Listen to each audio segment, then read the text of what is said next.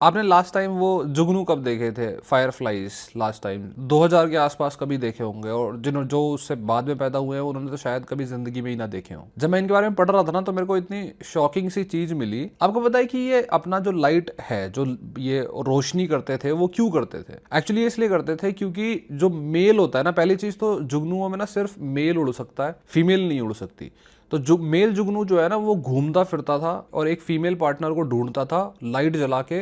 उनका कम्युनिकेशन करने का तरीका था लाइट जला के, सिग्नल मिल जाता था। लेकिन फिर हमारा सो कॉल्ड कैपिटलिस्ट वर्ल्ड का ह्यूमन डेवलपमेंट शुरू हुआ। हमने दुनिया भर की तो लाइटें जला दी, जितनी ज्यादा लाइटें होंगी उतना जगमगाता हुआ शहर है तो उतना डेवलप्ड है। अब प्रॉब्लम यह है कि उनकी लाइट हमारी लाइट के कंपैरिजन में बहुत ही कमजोर रह गई। और शॉकिंग चीज क्या है वो बताता हूं कि इनका पर्पस ही रिप्रोडक्शन है। मतलब जो फीमेल जुगनू होती है ना, वो उड़ नहीं पाती। क्यों नहीं उड़ पाती? क्योंकि उसके पास विंग्स नहीं होते, पर नहीं होते। क्यों नहीं होते? क्योंकि उसने हजारों सालों के इवोल्यूशन में अपने परों को सेक्रीफाइस कर दिया ताकि वो प्रेगनेंसी को ज्यादा अच्छी कर सके और ज्यादा से ज्यादा बच्चे पैदा कर सके। मतलब सिर्फ रिप्रोडक्शन के लिए उसने सब कुछ सेक्रीफाइस कर दिया अपना।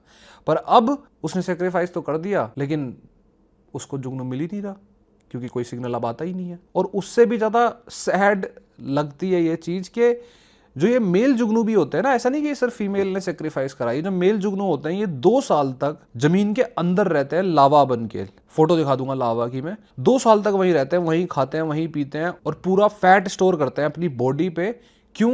क्योंकि जब एकदम से 2 साल बाद वो अपनी शेप चेंज करेंगे ना, तो उनकी पूरी बॉडी ट्रांसफॉर्म हो जाएगी जुगनू के शेप में, जो लाइट जला सकती है, उड़ सकती है। और ये सारा पर्पस कि भाई अपनी बॉडी को ट्रांसफॉर्म करने का, ये इसलिए था कि अगले 7 से 21 दिन ही उसके पास बचे हैं। अब जिस दिन उसने अपनी बॉडी कन्वर्ट कर ली ना, उसके पास ना तो माउथ बचता है जिससे वो खा सकता है, ना ही उसके पास डाइजेशन सिस्टम होता है। मतलब ये कि जिस दिन उसने अपनी बॉडी ट्रांसफॉर्म कर ली, उस दिन के बाद में उसके पास 7 से 21 दिन ही बचे हैं जिंदगी जीने के। और वो जिंदगी जीने का पर्पस सिर्फ एक है कि उसको रिप्रोडक्शन करना है। इसीलिए वो डेस्परेटली फीमेल जुगनू को ढूंढता है। तो हमने जो वो गाने सुने हैं ना कि रोमांस में कि चांद तारे तोड़ लाएंगे, भाई ये लिटरली चांद तारे तोड़ के लाए हैं।